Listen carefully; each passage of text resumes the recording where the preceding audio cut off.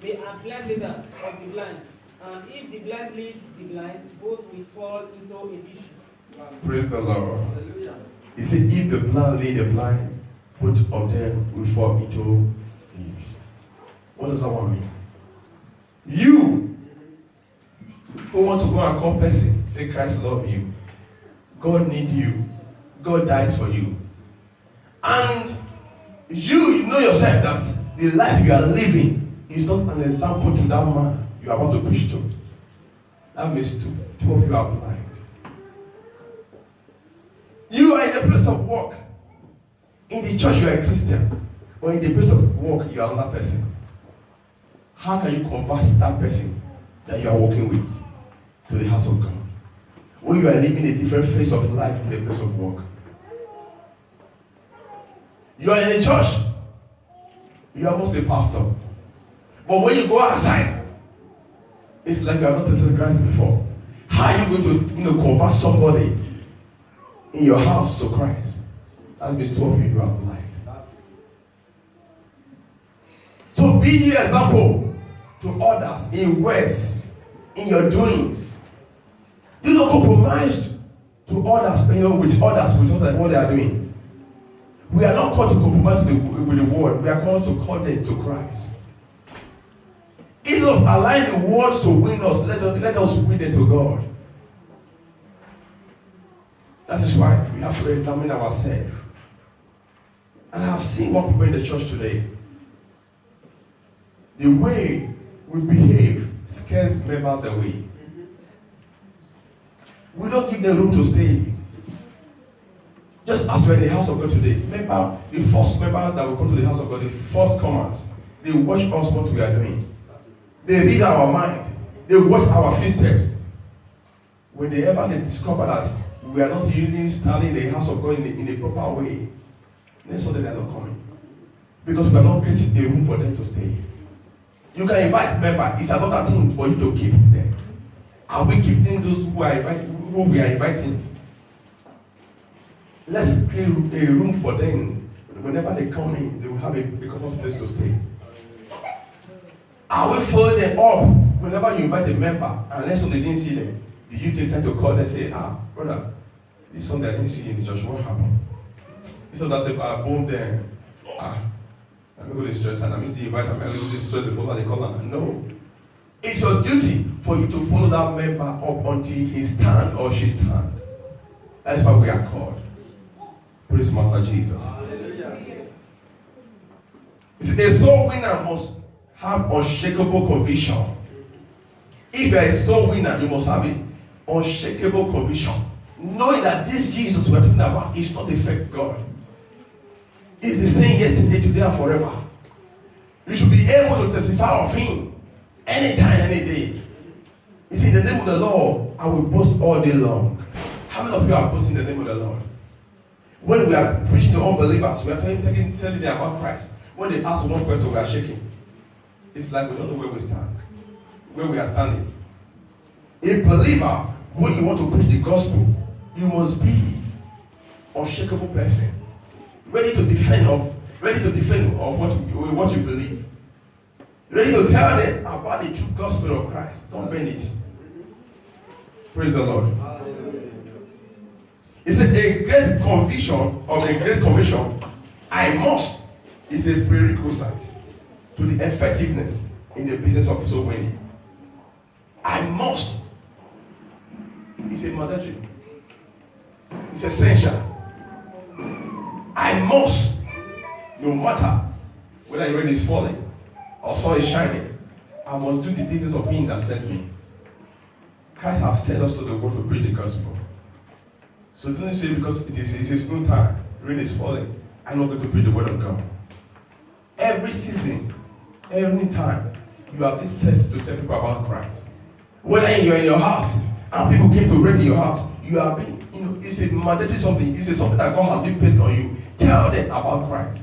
Do you know how many house owners in this place that are treating their tenant in one kind of way? Even though when they invite them, say, brother, instead of me to follow you go to church, I rather change house. I rather change house. Not be you. Let me you in this house. the kind of life they live, and what you want to preach about. They treat them like say they are slave under them because I rent in your house. How can you win that soul? You are going to church, somebody in your house is sleeping from morning to night and he's not going to church, and you are still leaving that person behind. What Christians are you? But at the end of the month, you say, give me money, give me money. But you refuse to call them to Christ. I mean, you are useless in the house of God. So it's time for me to wake up. Let's win more soul to Christ. He said, the night is coming when no man can walk. He said, let's redeem the time because the days are evil.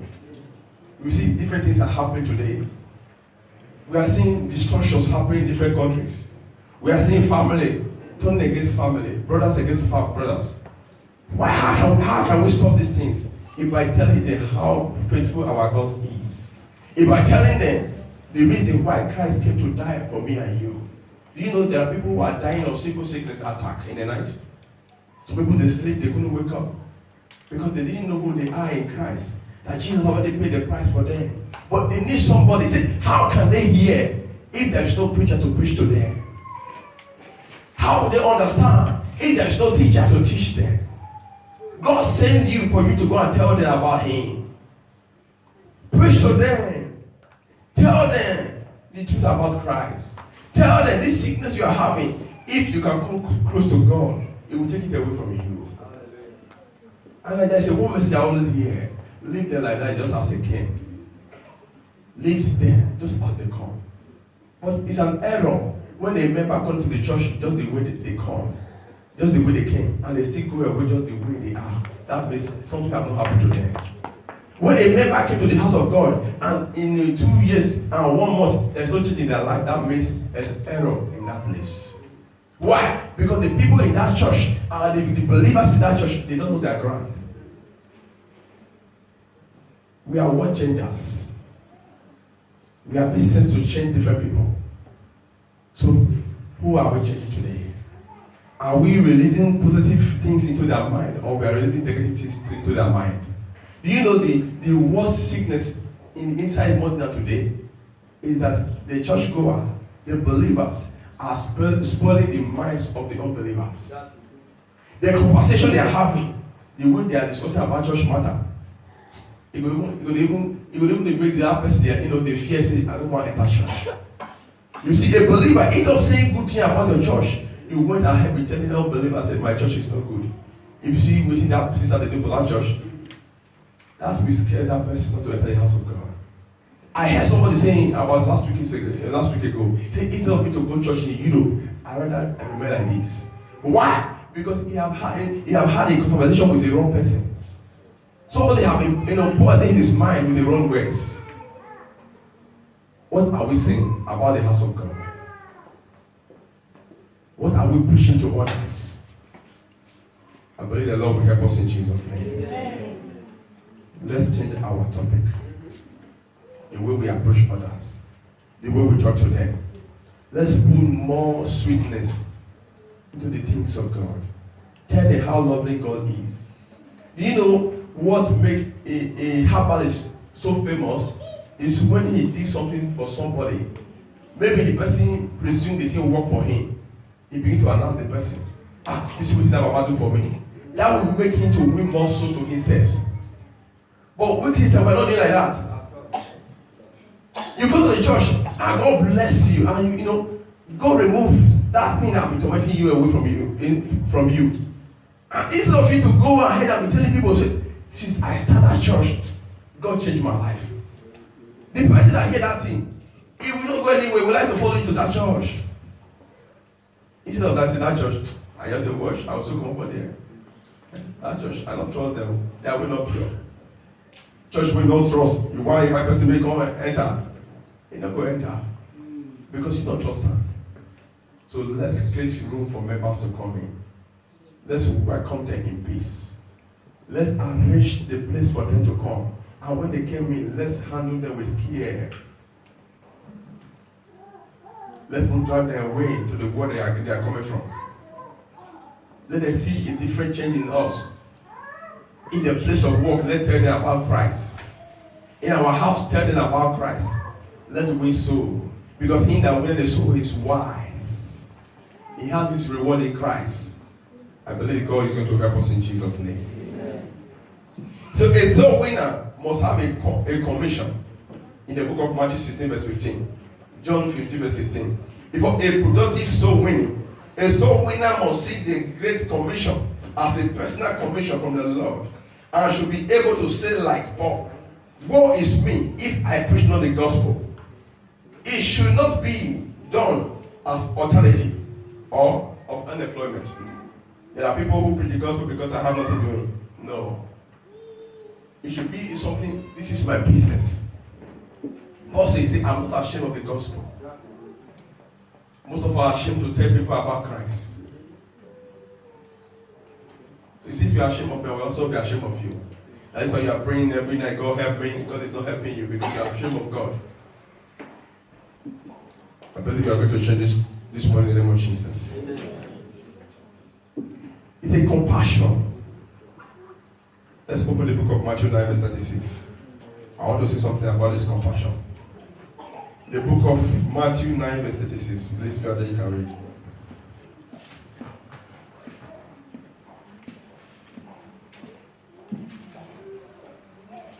Matthew 9:36.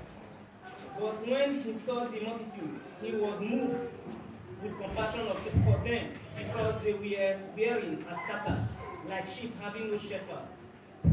Hallelujah. Hallelujah. He said, when he saw the multitude, he had compassion on them. Do you know the best way to win a soul to Christ is by doing good things to them? Having compassion on your fellow human being. Do you know a little gift can win a soul to Christ? A little gift can win a soul to Christ. Do you know the reason why some people are dying without not knowing Christ? Because some people have refused to do what God has asked them to do.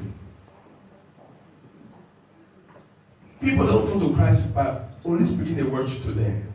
Some came to Christ by what you give to them. I know many people in this church that came to this church because of the help somebody rendered to them. Am I saying the truth? Yes. How can you see somebody starving? He have not eaten for 2 days. You are carrying Bible, giving to the person. Take Bible. Christ love you. He will slap with that Bible. There is something that is needed at that very time. It's food. And you are having the food, you are telling them, Christ love you. Who is hungry? We accept Christ at the moment. Compassion. Brother, no compassion. Take this for a good job.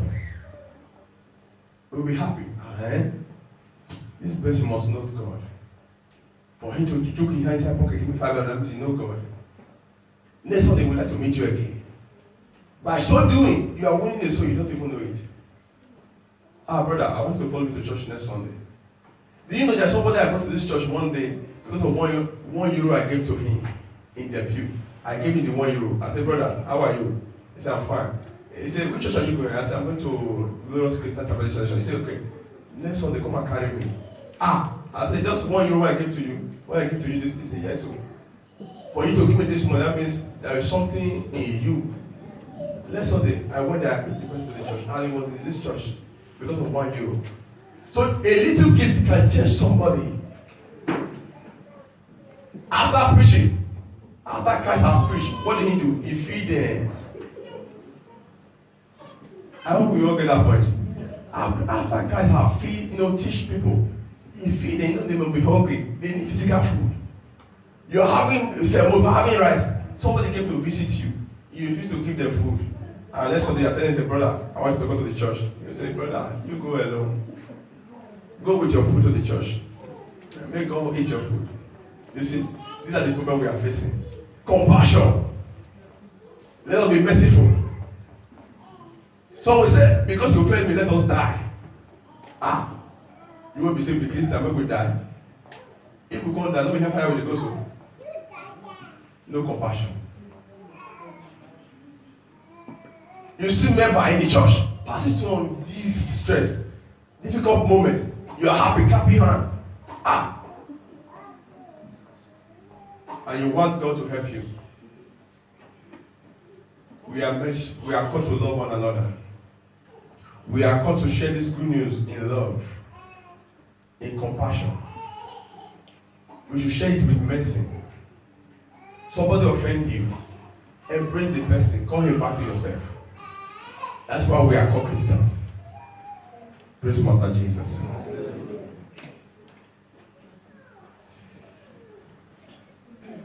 The reason why most believers have failed their duty today, soldiers of Christ, giants that God has raised for this end time, is because they have refused to carry out their work. Do you know, most of us in this church, there are many people who have callings over our head. We have great men and great women in this church. But why are they not exercising that greatness in them? Because they are sitting down on the glory of God. Some of them have been head tied by the things of the world. One leg in the church, one leg outside. Can one serve two masters?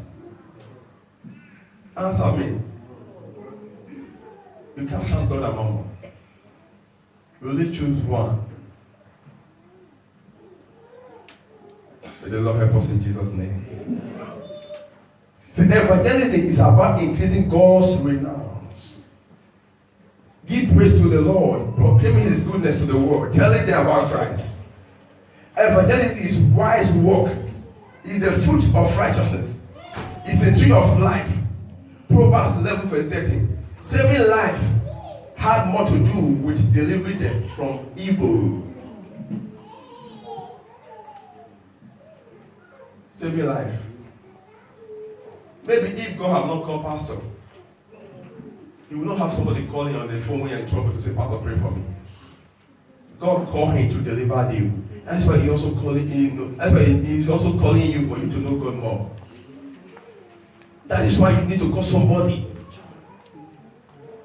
And I'm urging every member of this church. Let's wear the garment. The Bible says, put on the whole armor. Let's put on the armor of evangelism. Let's go out and invite every soul to the house of God. As you do so, the Lord will increase in the name of Jesus. Amen. If you have anybody in your house you are staying with, as you reach out, tell her, brother, come, I want to talk to you.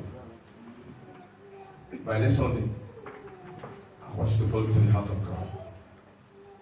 And I want us to do one thing in this church. Let's create room for new members. I believe this church, we are too popular in this morning. Maybe most of you don't know that. And the way we are getting members, others should not get members like that. But there's one problem we are facing. The old member, they don't give seats to the new member to sit down. It's either they drive them with gossiping, or they drive them one way or the other. The house of God is not so. It's supposed to be so. Show example to them. Embrace them with love. You know, say I don't care. Because you know my brother, I don't care. We are called to call everybody, all nations, not because we are the same tribe. I believe by next Sunday this church is going to fill up in Jesus' name. Amen. If you believe, shout hallelujah. Hallelujah. It's evangelism. It's about willingness to go, even when the time is not suitable for you. It's a willingness to go. I must go. Even when you are afraid to tell the person, even to say, nah, this guy, you know me, I must tell you, brother, Christ love you. I want you to follow me to the house of God. Tell them. They may refuse at the very moment, but more they are hearing it, more you are disturbing them, they will follow you to the house of God. And God will give you reward for that. Amen. Hallelujah. Amen. Praise the Lord. So I want us to put on the garment of evangelism. Let's go out and invite others. Let's tell them about Christ. This mandate is not given to only members, it's for everybody.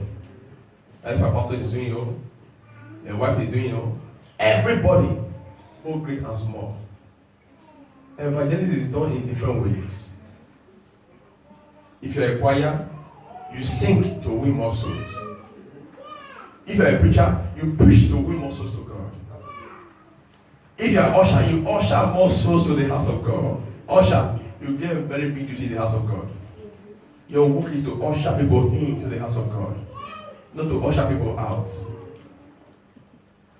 So let's work tight so that people can enjoy the presence of God. The Bible says the house of God there is fullness of joy. The Lord will help us in Jesus' name. Amen. Let's go out these days and invite others. I believe we are going to stop it here this morning. And next Sunday we are going to continue. In that when the soul is wise, there's a great reward that awaits them. They that win the soul. And that reward, every one of us is going to receive in the name of Jesus. Amen. I don't know if there's any question among us. Is there anyone who wants to ask a question? Please, you can ask. Or if you have any contribution to it, please, you can do that as well. Any question? Okay, brother. Hallelujah. You made the point that when you see a member, and the member is suffering, and you clap your hands, you clap for that member. It's possible that the person who is clapping his hands has helped a member before, and at the end, the member clapped his hands against that person and put that person into the suffering which he left. So, it's vice versa. Please, can you come again? I don't understand this. You made a point. You said you should try to help members or a brother or a sister. Yes, it is possible. But when you see a member who is now clapping his hands against another member, it might be that it was as a result of what he has experienced. It might be that it is as a result of what that member who helped the other member has experienced from the past. Or is experiencing, because most people who laugh at people, it is not as if 80% is not as out of wickedness, but as a result of your past experience. So if I find a member who is trekking home and I give him a lift, or I give her a lift, and tomorrow I hear a rumor different from the reason why I gave that person a lift, tomorrow, if it is raining, I will drive past that person. Praise the Lord. Hallelujah. Praise Master Jesus. I hope we all heard that question our brother asked. Do you have the answer to that question, please, for the congregation? Hallelujah. Amen. That question is critical. It takes sensitive someone to give answer. But I will try. One thing you must know, sir, that whatever you are doing on earth and life is not for man. It's for God. No man can pay you for what you are doing. Even the thank you they tell you, sit down on your own and check it out. It does not even worth what they are saying, but you are doing it for God. And if you should say because of what has happened before, you are not going to be of a help to anybody again, you are missing it. You are missing it. So, to cut the story short is, keep on doing the good. Why God is still taking where you are going, and why you are still where you are, and you are still going forward. People who laugh at people, they are always at your back. And you are ahead of them. So just do what you are doing, and I know God will protect you and give that person more strength. God bless you. Amen. Let's clap for our brother. You made a very good contribution to that. Please, any other person have a contribution to that? Yeah. Okay, sir. Hallelujah. I say hallelujah. It's a very important question. What I see there, I think he has answered it all. Because when you want to do something because of man, I think almost every one of you here, you know me very. I am not saying I am too good. I'm not saying I'm too good. I see my head towards me as a key to open my door. David said, I will look up to the hill. Where commit my head commit my head. When you want to assess man, or you want to say, let me do this to please a man, nobody will ever, we have to say that the question is very wrong. Because sometimes we have to be very practical. We have to be very practical. What could be worse than these churches are where when somebody was having a problem, it was in prison. I went there and submitted all my documents. I went to court. I went to this. I went to prefecture. I went to a lawyer. At the end of the day, they released him to me. I put him in my house for 6 months. As he came out of the prison, as everything was over, he was not coming again. We were not seeing him this church. He was seeing in town. You know why we bring this evangelism? It's very important because we have a lot of people see here. It's not only when you are doing good in the church, or maybe you are in the choir, you are singing, or maybe you are preaching as a pastor. That is the only way God can bless you. Even for you to open your eyes and you see a soul created by God dying, even very close to you, it's a sin. I don't know whether I'm communicating. It's a very big sin. It's just like somebody committing murder. Now, in that area, so that I will not divide, you, whatever and whenever you want to do something for anybody, just like every one of you now that have heard, I cannot be mentioning your name. The first thing, if you know that I help you, if you ask them, they will tell you, before I help you, the first thing I will tell you, I'll say this thing I want to do, by the special grace of God, I always put God first in whatever I want to do. I believe it will work. It will work. Where I will take you to, it will work. I'll say but. I will take you there. Listen to me very well. I don't make that mistake. Before I take you there, I must tell everybody, I want to help you because of God, not because of you. You say, hey, Pastor, let me tell you the truth. Where you that truth? I want that. Where the church that there say, leave church, leave me alone. I want to help you. Why? Because tomorrow I know you will join others and say, how did they take Gama or how they say move before? I said no. So how do they say? Move before Gamacho. I not be move. So I don't say you visit. I said no. These are key. So my dear elder, what you will always do, always believe it, that the God that give you bread. You know how much for oxygen, a cylinder of oxygen, when people tell you how much is it, you will know that this God deserves all the will, all the glory. Yeah. So what you must always do, whatever and anything, I always make myself to understand. So also I always tell man, if you know that you are able to help person, go and help that person. It is God that strengthens you to help that person. It's not everybody that is able to render help to people. So whereby you are able to render help, why? Because of what God deposited in you. Why? Because there is no help you release out to person that you will never get back. So in other words, if you think because this one hurt you, because everybody will always hurt you. If you want to take the statistics, the percentage, the people that will appreciate you, what could be more than? Jesus Christ fed 5,000 people, 5 loaves of bread and 2 fishes. But when he was going to the cross, how many people you see? Even Peter said, I don't know God. He said, this is one of them. Say, what are you talking about? What are you saying? Are you joking? Then the other one said, he denied me 3 times. But what I want to tell you next is, let us just brief it all. Do not help because of man, help because of God. So your reward will come from above. God bless you. Amen. Pastor. Praise the Lord. I have little contribution on gossip and how excuse me, and how we can overcome gossip. Hallelujah.